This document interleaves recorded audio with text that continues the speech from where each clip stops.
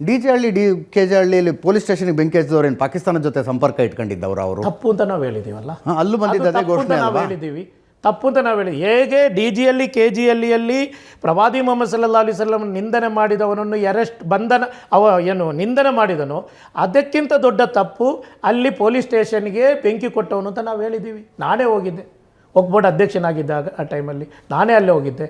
ಅಲ್ಲಿ ನಿರಂತರ ಮೀಟಿಂಗ್ ಮಾಡಿದ್ದೀವಿ ನಾವು ಯಾರು ಅದನ್ನು ಸಮರ್ಥನೆ ಮಾಡೇ ಇಲ್ಲ. ಒಂದು ಇದು ಪೊಲೀಸ್ ಸ್ಟೇಷನ್ಗೆ ಹೋಗಿ ಬೆಂಕಿ ಕೊಡೋದು, ಯಾರಿಗಾದರೂ ಹೊಡೆಯೋದು, ಅದರ ಇಸ್ಲಾಮಿಗೂ ಅದಕ್ಕೂ ನಾನು ಮತ್ತು ಹೇಳ್ತಾ ಇದ್ದೀನಿ ಅಜಿತ್ ಅವರೇ, ಇಸ್ಲಾಮಿಗೂ ಅವರಿಗೂ ಸಂಬಂಧನೇ ಇಲ್ಲ ಸರ್. ಸಂಬಂಧ ಇದೆಯೋ ಎಲ್ಲ ಕಟ್ಕೊಂಡು ನಮಗೇನು ಆಗಬೇಕಾಗಿಲ್ಲ. ನಾನು ಹೇಳ್ತಾ ಇರೋದು ಅವರನ್ನು ಕಟ್ಕೊಂಡು ನಾವು ಸುರಕ್ಷಿತರಾಗಿರುವ ಬಗ್ಗೆ ನಾನು ಯೋಚನೆ ಮಾಡ್ತಾ ಇದ್ದೀನಿ. ನಾವೇನು ಮಾಡ್ಬೇಕು ಹೇಳಿ? ಯಾಕೆ ಅಂದ್ರೆ ಒಂದು ನಿಮಿಷ ಯಾಕೆ ಅಂದರೆ ಆತ ನೀವು ಫಾಲೋ ಮಾಡುವ ಧರ್ಮದ ಹೆಸರಿನಲ್ಲಿ ನಾನು ಇದನ್ನು ಮಾಡ್ತಿದ್ದೀನಿ ಅಂತ ಹೇಳ್ತಾ ಇದ್ದಾನೆ. ಹಂಗಿದ್ದ ಮೇಲೆ ಧಾರ್ಮಿಕ ಮುಖಂಡರು ಅನ್ನಿಸಿಕೊಂಡಂಥವ್ರು ನಿಮ್ಮ ಜವಾಬ್ದಾರಿ ಇಲ್ಲವಾ? ನಿಮ್ಮ ಜವಾಬ್ದಾರಿ ಇಲ್ಲ. ಗೋಡ್ಸೆ ಫಾಲೋ ಮಾಡಿ ಒಂದು ನಿಮಿಷ ಗೋಡ್ಸೆ ಅವತ್ತಾರ ಹೇಳಿದ್ನ ನಾನು ಭಗವದ್ಗೀತೆಯ ಇಂಥ ಅಧ್ಯಾಯದ ಈ ಶ್ಲೋಕದ ಮಾತನ್ನ ಕೇಳಿಕೊಂಡು ಗಾಂಧೀಜಿಯವರ ಕೊಲೆ ಮಾಡಿದೆ ಅಂತ. ಒಂದು ನಿಮಿಷ ಭಗವದ್ಗೀತೆಯ ಇಂಥ ಅಧ್ಯಾಯದ ಈ ಶ್ಲೋಕ ನನಗೆ ಗಾಂಧಿ ಕೊಲೆಗೆ ಪ್ರೇರಣೆ ಅಂತ ಗೋಡ್ಸೆ ಅವತ್ತಾರ ಹೇಳಿದ್ ನೋಡಿದ್ರೆ ಆಗಲ್ಲ. ಭಗವದ್ಗೀತೆಯಲ್ಲಿ ಅಂತದ್ದಿಲ್ಲ. ಅಲ್ಲ ಒಂದು ನಿಮಿಷ ಈ ಇತ್ತೀಚಿನ ಪನ್ಸಾರೆ ಕೊಲೆ ಆಯಿತು, ಕಲಬುರಗಿ ಕೊಲೆ ಆಯಿತು, ಗೌರಿ ಲಂಕೇಶ್ ಕೊಲೆ ಆಯಿತು. ಹಂತಕರು ಯಾರಾದರೂ ಈ ಧರ್ಮ ಗ್ರಂಥದ ಈ ಅಧ್ಯಾಯದ ಈ ಶ್ಲೋಕ ನನಗೆ ಈ ಕೃತ್ಯ ಮಾಡುವುದಕ್ಕೆ ಪ್ರೇರಣೆ ಅಂತ ಹೇಳಿದ್ದನ್ನು ಕೇಳಿದ್ರ ನೀವು? ಎಷ್ಟೋ ಹೇಳಿಕೆಗಳು ಇತ್ತೀಚೆಗೆ ಬಂದಿದೆ. ಯಾವ ಹೇಳಿಕೆ? ಹಲವು ಹಲವು ಹೇಳಿಕೆಗಳು.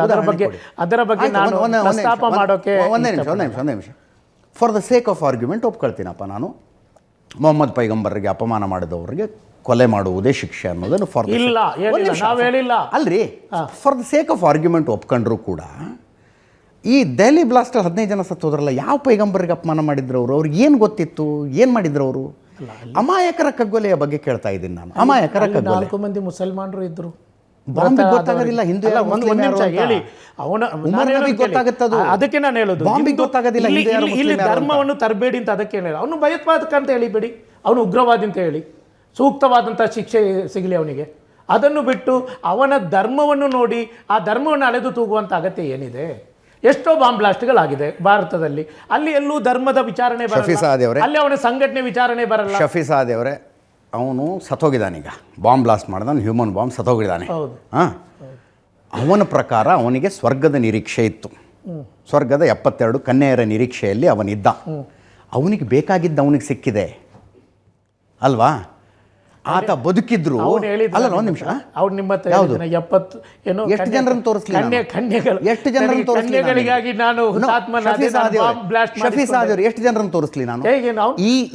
ಈ ಭೂಮಿಯ ಮೇಲಿನ ಜೀವನ ತಾತ್ಕಾಲಿಕವಾದದ್ದು. ನಾವು ಬದುಕ್ತಾ ಇರೋದೇ ಸ್ವರ್ಗದಲ್ಲಿ ಸಿಗುವಂತಹ ಜಾಗಕ್ಕಾಗಿ ಬದುಕ್ತಾ ಇದ್ದೀವಿ. ಸ್ವರ್ಗದ ನಂದು ವಿಶ್ವಾಸ ಇಲ್ಲ. ನನಗಿದೆ ಸ್ವರ್ಗ ರೀ, ನನಗಿದೆ ಸ್ವರ್ಗ. ಅಂದ್ರೆ ನೀವು ನಾನು ಸತ್ತ ನಂತರ ಪರಲೋಕದ ಮೇಲೆ ವಿಶ್ವಾಸ ಇಲ್ಲ. ನಂಬಿಕೆ ಇಲ್ಲ. ನನಗೆ ನಂಬಿಕೆ ಇಲ್ಲ. ಪರಲೋಕದ ಮೇಲೆ ಜನ್ಮದ ಬಗ್ಗೆ ನಿಮಗೆ ವಿಶ್ವಾಸ ಇಲ್ಲ. ನಯಾ ಪೈಸೆ ಇಲ್ಲ ನನಗೆ. ನಾವು ಆ ವಿಶ್ವಾಸಿಗಳು. ನೀವು ಸ್ವರ್ಗ ಸಿಗಬೇಕು ಅಂತ ಹೇಳ್ತೀವಿ. ಆದ್ದರಿಂದ ಇದು ಶಾಶ್ವತ ಅಲ್ಲ ಅಂತಾನೆ ನಮ್ಮ ಇದು. ಅವನ ನಂಬಿಕೆಯೂ ಅದೇ ಆಗಿತ್ತು. ಅವನ ನಂಬಿಕೆಗೂ ಈ ನಂಬಿಕೆಗೂ ವ್ಯತ್ಯಾಸ ಇದೆ. ಇಲ್ಲಿ ನಂಬಿಕೆ ಇರೋದು ನಿನಗೆ ಸ್ವರ್ಗ ಸಿಗಬೇಕಾದರೆ ನೀನು ಒಳ್ಳೆಯತನವನ್ನು ಮನುಷ್ಯತ್ವವನ್ನು ಮೈಗೂಡಿಸಿಕೊಂಡು ಸೌಹಾರ್ದತೆ ಸಹಬಾಳ್ವೆಯಿಂದ ಬಾಳಿದರೆ ಮಾತ್ರ ಸ್ವರ್ಗ ಅಂತ ನಮ್ಮ ಕುರಾನ್ ಮತ್ತು ಹದೀಸ್ ಹೇಳಿರೋದು. ಆ ಸ್ವರ್ಗವನ್ನು ನಾವು ನಿರೀಕ್ಷೆ ಮಾಡ್ತಾ ಇರೋದು. ಯಾರಿಗೂ ನೀವು ನೋವು ಕೊಡಬೇಡ, ಒಂದು ಇರುವೆಯನ್ನು ಕೊಲ್ಲಬೇಡ, ಎಲ್ರಿಗೂ ನೀನು ಸಮಾನವಾಗಿ ದಯೆ ಮತ್ತು ಕರುಣೆಯನ್ನು ತೋರು. ಇರ್ಹಮು ಮಂಫಿಲ್ಲರ್ ಎರಹಮುಕು ಮಂಫಿಸ್ ಸಮ.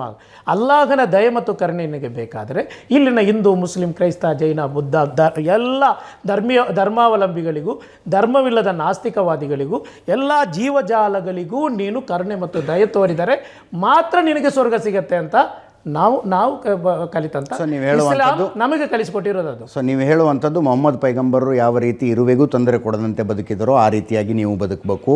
ಮೊಹಮ್ಮದ್ ಪೈಗಂಬರರು ಹೇಗೆ ಇಸ್ಲಾಮನ್ನು ಹೊರತುಪಡಿಸಿ ಉಳಿದ ಧರ್ಮೀಯರನ್ನು ತುಂಬ ಚೆನ್ನಾಗಿ ನೋಡಿಕೊಂಡರೋ ಅದೇ ರೀತಿಯಲ್ಲಿ ನೀವು ಚೆನ್ನಾಗಿ ನೋಡ್ಕೋಬೇಕು ಅಂತ ನೀವು ಹೇಳ್ತಾ ಇದ್ದೀರಿ. ಹೌದು, ಏನು ಸಂಶಯ? ಓಕೆ, ಪ್ರಶ್ನೆಗಳನ್ನು ತಗೋತೀನಿ. ಎಸ್,